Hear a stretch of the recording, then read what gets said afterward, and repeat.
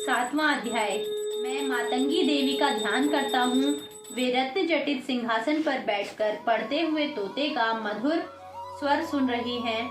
उनके शरीर का रंग श्याम है।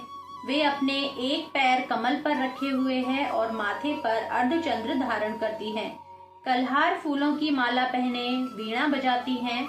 उनके अंग में कसी हुई चोली शोभा पा रही है। लाल रंग की साड़ी पहने हाथ में शंख युक्त पात्र लिए हुए हैं। उनके मुख पर मधु का हल्का हल्का नशा जान पड़ता है और ललाट में मेहंदी शोभा दे रही है। ऋषि बोले, इसके पश्चात शुंभ की आज्ञा पाकर वे चंडमुंड आदि दैत्य तुरंगिणी सेना के साथ चल दिए।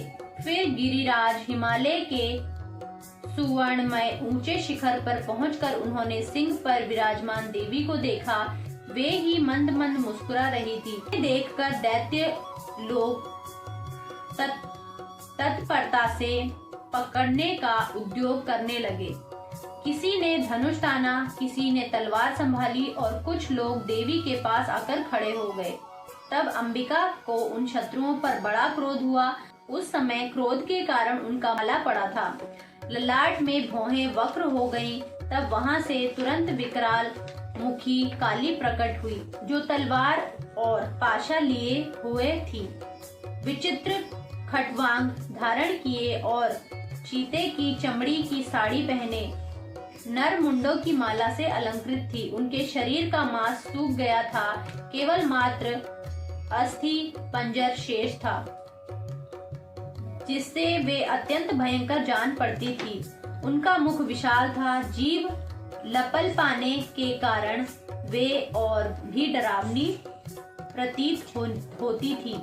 उनकी आंखें भीतर घुस गईं और अंगारों के समान लाल थीं। वे अपनी भयंकर गर्जना से संपूर्ण दिशाओं को गूंजा रही थी। बड़े बड़े दैत्यों का वध करती हुई वे कालिका देवी बड़े वेग से दैत्यों की उस सेना पर टूट पड़ी और उनका भक्षण करने लगी। वे पार्श्व राक्षसों, धारी महावतों और योद्धाओं तथा घंटा सहित कितने ही हाथियों को एक ही हाथ से पकड़कर मुख ग्रास बना डालती थीं। बड़े बड़े दैत्यों का वध करती हुई वे कालिका देवी बड़े वेग से दैत्यों की उस सेना पर टूट पड़ी और उसका भक्षण करने लगी। वे पार्श्व रक्षकों, अंकुशधारी महावतों और योद्धाओं तथा घंटा सहित कितने ही हाथियों को एक ही बार में पकड़कर मुखग्रास बना डालती थी।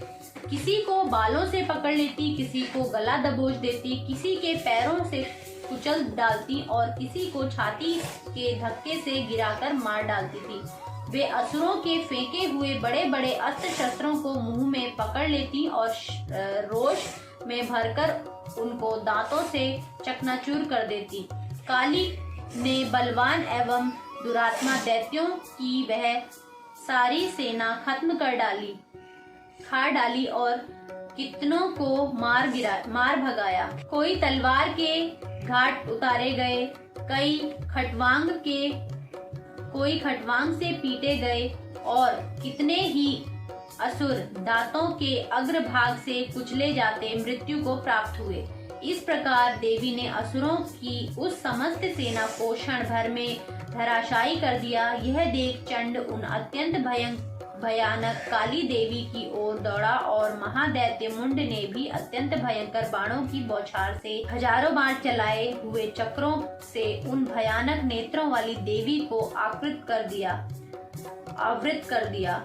वे अनेकों चक्र देवी के मुख में समाते हुए ऐसे जान पड़े मानो सूर्य के बहुतेरे मंडल बादलों के उदर में प्रवेश कर रहे हों। तब भयानक गर्जना करने वाली काली ने अत्यंत रोष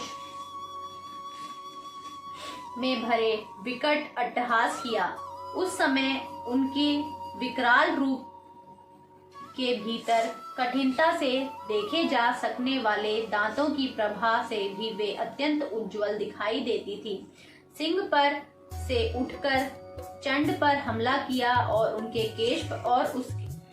केश पकड़कर उसकी तलवार से उसका मस्तक धड़ से अलग कर दिया। चंड को मारा गया देखकर मुंड भी देवी की ओर दौड़ा। तब देवी ने रोष में भरकर उसे भी तलवार से घायल करते हुए धरती पर सुला दिया। महापराक्रमी चंड और मुंड को मारा गया देख मरने से बची हुई बाकी सेना आतंकित हो चारों ओर भाग गई। तत्पश्चात काली ने चंड और मुंड के मस्तक हाथ में ले चंडिका के पास जाकर प्रचंड अट्टहास करते हुए कहा, देवी, मैं चंड और मुंड नामक इन दोनों महाअसुरों को भेंट करने के लिए लाई हूँ। अब युद्ध यज्ञ में तुम शुंभ और निशुंभ का स्वयं ही वध करना। ऋषि बोले, वहां लाए हुए उन चंड मुंड नामक महादैत्यों को देखकर महाकल्याणमयी चंडी ने काली के मधुर वाणी में कहा,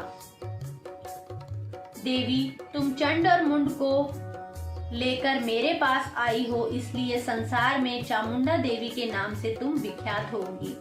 इति चंड मुंड वध नामक 7वां अध्याय समाप्त।